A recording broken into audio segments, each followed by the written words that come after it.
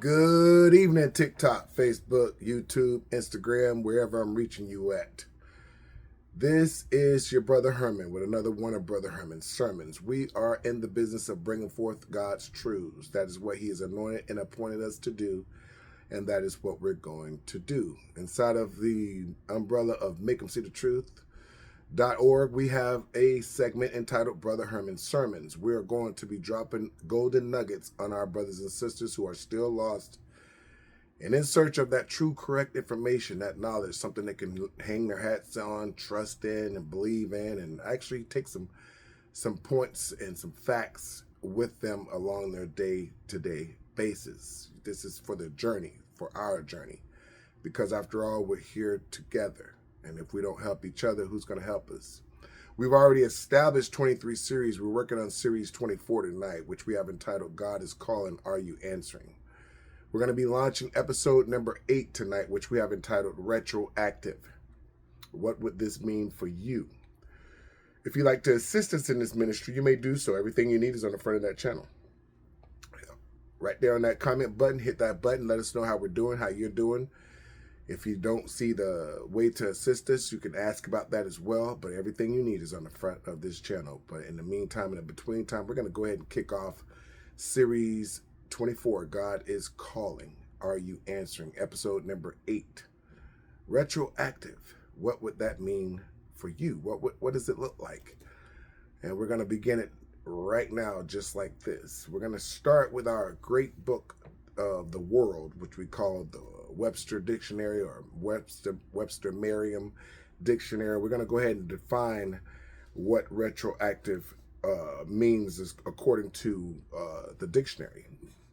And it says it is extending in scope or effect to a prior time or to conditions that existed or originated in the past, especially made effective as of a date prior to enactment, promulgation, or imposition.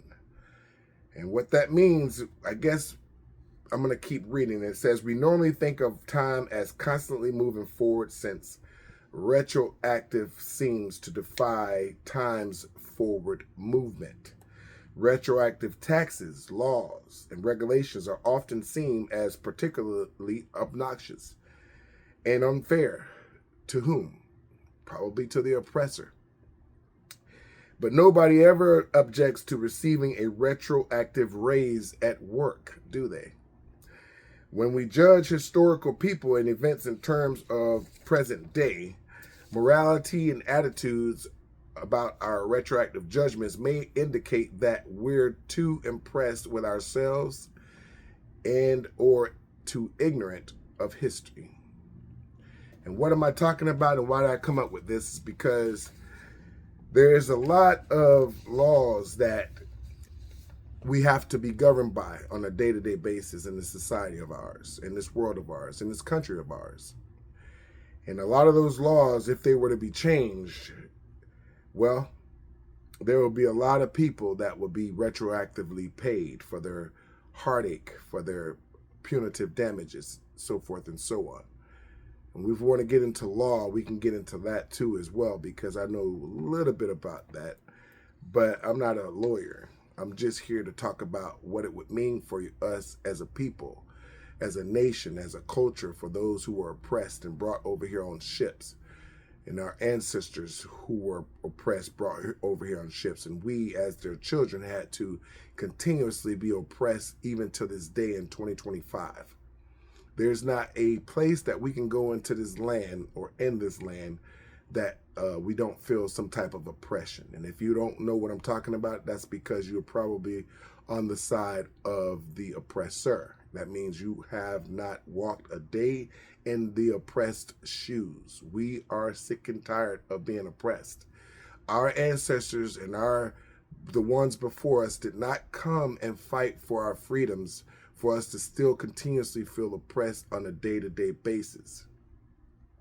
Everybody wants to take their minds and eyes off of what's really going on and what's the problem and where's the cancer at. Well, some days ago, I did drop a recap of a segment of how I was oppressed at one point in time this time last year. And my oppressor, God rest his soul, is no longer with us. Now, I said that God will have his way at the end of that video, at the end of that teaching, because it was all about leadership. You know, all of these titles that, you know, oppressors like to grab hold of, even though they don't wear them very well and they don't fit the criteria for the title. But they love to put on these titles and they don't walk it out very well. That's because their heart is not in these titles. Their heart is into oppressing another person or another nation, another group of people. And that's all they care about. They don't care about what's going to come later on from their actions. They don't care about what we call karma. They don't care about what goes around comes around, you know, cause and effect. They don't care about none of that. Only thing they care about is today, right now. And their minds are set on materialistic things such as riches, worldly riches. That is not a spiritual richness. So we already know that they're worldly people. Most oppressors can't even call themselves Christians or even spiritualists for that matter. You can call yourself whatever you want to be, but if you got the same kind of poison falling off the tongue and off your lips right after you talk about Jesus Christ and what he came to do, well, be careful what you talk and speak. Like the one lady said, be careful, choose your words wisely. You know, we're sick and tired of being oppressed. We shouldn't have to be oppressed. God is no respecter of persons, and neither should anyone respect a person. He should rather respect their character. God respects our character, and our character has to line up with Galatians, the book of Galatians, chapter 5, verses 22 to 25. It has to line up with the fruit of our Holy Spirit, which is Jesus Christ, Yeshua, God's only begotten Son's character. He came down here to show us how to do it, how to put it on, how to walk it out. And why aren't we choosing to do that, so-called Christians and everybody else, Muslims, Buddhists? How come we always want to divide and conquer? How come we can't unite and be joyous and be successful together? How come we can't rise up together? How come we can't help one rise up? Because if you do that, God's going to be smiling down on you. Our Creator's going to smile down on us when we choose to help somebody rise up instead of oppress them. Slavery is over. When did it begin? Well, from the same great book, the Webster Dictionary, says American slavery timeline is 1492 to 1663, and some would beg to differ even longer. But I'm just, for the sake of time, going to read you a couple of the different excerpts that started in 1492. Columbus makes the first of 4 voyages to the New World. Black men arrived with Columbus as sailors, and other Africans come as soldiers with the Spanish explorers, who later conquered and colonized the Caribbean islands and the Americas. In August 1619, 20 Africans are brought to the English colony of Jamestown, Virginia, sold as indentured servants. These African captives must work for a period, but are promised their freedom, which never comes. Yeah, you can promise me anything, but if you never deliver it, you're not upholding to the bargain. And the bargain is, yeah, God, I guess, allowed us to be handed over for what? Probably because we turned our back on him. It happened time and time and time again in the Old Testament. If you don't believe me, open up the great book, Basic Instructions Before Leaving Earth, the greatest book of all great books, our Holy Bible. Read the Old Testament and see how many times God hands us over to our enemies. Why? Because we choose to turn our back on him. We choose to do it our way. God is a fair God. He's a just God. So he's going to allow us to do it our way. He's going to allow us to take our eyes off of him.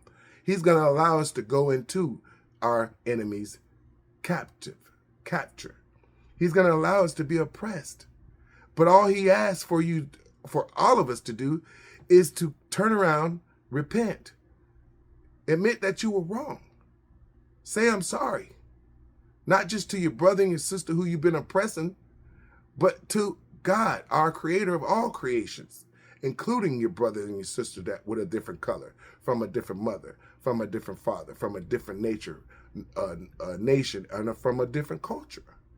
How hard is it for the white man to stand up and say, I'm sorry, black man, we oppressed you? How hard is it for the black woman to say, I'm sorry, white woman, I poisoned you because of how you treated us? How hard is it for anybody to stand up to another color and say, I'm sorry, I looked at you, I judged you like a book with a book's cover. I didn't take the time to read you. I didn't take the time to get to know you. My bad. Let me work on that. Because that's all God is expecting all of us to do. But instead, what we want to do is keep pointing the finger at the left and the right and the Democrats and the Republicans and da-da-da-da-da. All that is a bunch of distractions from our enemy. He loves to keep us distracted, divided. So why? So he can conquer us. So he can conquer God's creation, God's ultimate creation, the one he created in his image. Genesis 1:26. Look it up. So if God created us in his image, that means he's got a great love for us. And if he sent his only begotten son down here to show us how to get it done in Galatians 5:22-25, that means he's got a great love for us. And if Jesus said his last breath, Father, forgive them, for they know not what they do, talking about the enemy that was inside, the people that strung him up and hung him up and beat him and spat on him and kicked him and just treated him like a bag of garbage instead of a human being, that means God, the Father, has a lot of love for us. Jesus has got a lot of love for us because he decided to go to that cross. Yeshua, whatever you want to call him, this is not a name game. This is not about Buddhists, Catholicism, Christianity, Muslims. It's not about any kind of religion because God doesn't care about religion. God cares about your character. Again, Galatians 5:22-25. That's what he cares about. He doesn't care about how much you disdain your neighbor because of what he did to you yesterday. Okay, so what? We got mistreated. So what? You mistreated us. Now is the time for us to unite. Look at what's going around this country. We had somebody that was preaching a lot of good things came out of his mouth, but look at the poison that followed afterwards. Look at the poison that came out of his mouth. If Donald Trump says he can grab somebody by the PSS, and get away with it, if he can just do what he wants to do, commit 34 felonies and not even have to pay for any of that, what is that? What kind of messages does that say to the ones who do have to pay when they catch one felony and can't vote, one felony, can't arm themselves properly or legally, one felony, and just barely can find a legitimate job, could barely go. Yeah, they want you in their schools because they want that school money that comes from you. But when you do graduate and get that degree or that whatever doctorate, is it going to be easy for you to find a legitimate career or a job or placement because of that one felony? Yeah, maybe not. Because if your skin is not like Donald Trump's, you're going to have a hard time. And that should not be the case. That should not be the case for a country that calls itself a great country. For a country that says that it is all-inclusive. Well, I got news for you. It's not all-inclusive. We are the most divided country that calls itself united. The United States of America. No, we're not. We're the divided states of America, and the whole world's laughing. The whole world is laughing at us because they know that that's the truth. And you know what's even funnier? It's because some of these people that call themselves leaders and managers and teachers and preachers and pastors, they know that this is the truth. Yet they keep propagating and pushing that propaganda like we are united, somehow united. We're not united. We've never been united. I got news for you. I'm reading it right here. It tells us that we're not united. 1624, the Dutch colony of New Amsterdam, later New York, renamed New York, is founded by approximately 100 settlers. Within a year, as many as 11 black African male slaves arrived from Angola within that year. They kept bringing us over to do what? Help them build their nest egg, to help them build their foundation to what they call their country. one nation under God, with liberty and justice for all, is how it reads. But all of who? If you don't count us as a full 100% person, but yet a 3/5 of a person, then that doesn't mean that we're included in that word all. Okay? And that goes for every person of color. I don't care if you're Asian, African American. I don't care if you're Latino. I just don't care. Because if you don't have that Caucasian skin, the blonde hair and blue eyes, or you can fall into that group, then you're going to get oppressed. And this is what this is about. What happens when the retroactive laws start to kick in?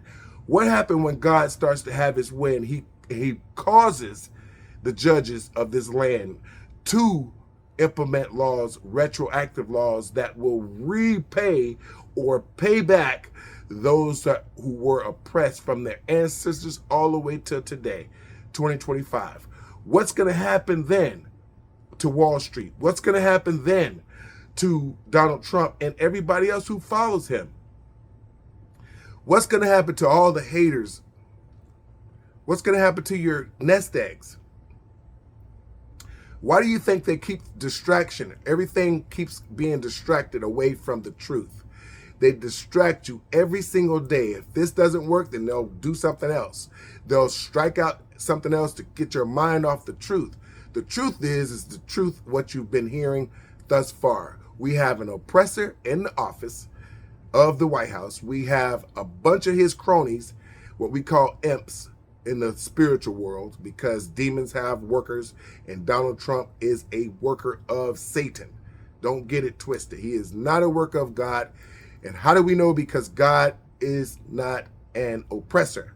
Satan is. So if you are falling and finding yourself on the side of oppressing people, other people, just because they have different color skin than you do, just because their education level isn't quite as high as you think their IQ ought to be. If you are oppressing someone just because of the way they speak, they may not be as proper as you. They wasn't raised in your little suburbia. They was raised in the ghetto. Who cares where they were raised? If they treated you nicely and spoke to you in a manner where they were taught to speak to you and honor you as a person, then why don't you do the same? And what that is called reciprocated. Why don't you reciprocate how you're being treated? If you're being treated nicely, how come you don't reciprocate that behavior back to whoever it is? It doesn't matter what they look like, where they came from, what their education level is, what job they work at. Even if they're a bum or whatever you want to call them, vagabond on the streets, they're mostly nice people.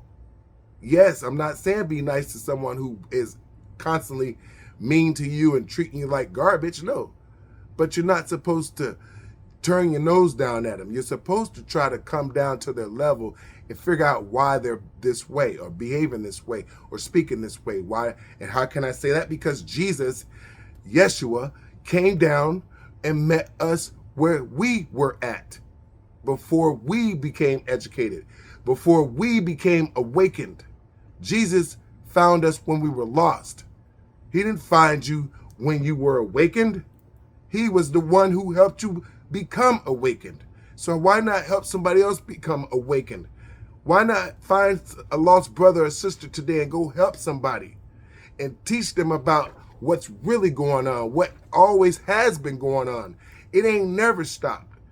It's 2025 and we still got a lot of haters out there. Hating for what reason? Because they were taught to hate. There's no other reason. A person is only gonna behave the way they were taught. So if they're acting out that way, it's because they were taught to act out that way. What needs to happen is we need to do a paradigm shift in this whole country. We need to start going back to the old principles. Love your neighbor as though you love yourself. And better yet, John 13:34 says, 33 through 34 says, love your neighbor as though I have loved you. Who said it? Jesus. Not to love them as though you love yourself, because most of you don't love yourself enough to give unconditional love, which is called agape in the spiritual sense. Love God with all your heart, mind, body, and soul. If you do that, then you don't have time to be hating. Retroactive means that if in one day comes, it should be coming soon. Like in the Bible, it says after a certain amount of slavery time, then slaves must be cut loose. God sent Moses to tell Pharaoh to let my people go, and he continuously gave the warning that if you do not let my people go, if you don't stop oppressing my people, this is what's going to happen. God gave the warning before the storm, before the sea closed in on Pharaoh and all of his soldiers, the Red Sea. Before the storm comes, the warning comes. Make no mistake about it. This and every other thing that comes out of the mouth of our messengers, God's messengers, is the warning. Wake up. Stop the hate. Pick up love. Put down the hate. Pick up the uplifting. Put down the backbiting and the slandering. Pick up the tolerance. Put down the intolerance. Pick up the patience. Put down the impatience. Pick up Galatians 5:22-25 and put down Galatians 5:19-21. This is your warning. Take a look around. God is coming. He's sending his son to get his children. Are you going to wind up with the one who you've been serving all your life, the oppressor of all oppressors, Satan, Lucifer? Or are you going to wind up with your father? You call yourself a Christian, but why you got poison dripping off your tongue? You call yourself a Christian, but why are you looking at your neighbor that way? Why are you talking about your neighbor inside of your own home, behind your neighbor's back, at the dinner table? But you call yourself a Christian.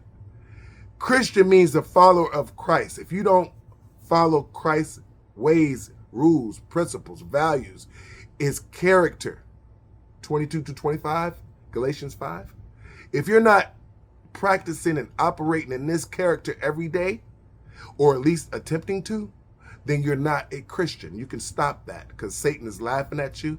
His demons are laughing at you. They're probably inside of you laughing anyway. And the minions are laughing at you. And when you take your last breath, Jesus is going to say, depart from me. Depart from me, you worker of iniquity. This has been another one of Brother Herman's sermons. Retroactive. What's going to happen when that law comes and they got to pay everybody back that was oppressed? What's going to happen then to their little so-called empire? It's going to come crumbling down. God is in the business of snatching rugs from up under those oppressors. Make no mistake about it. You might want to get on the right side of God before that day comes.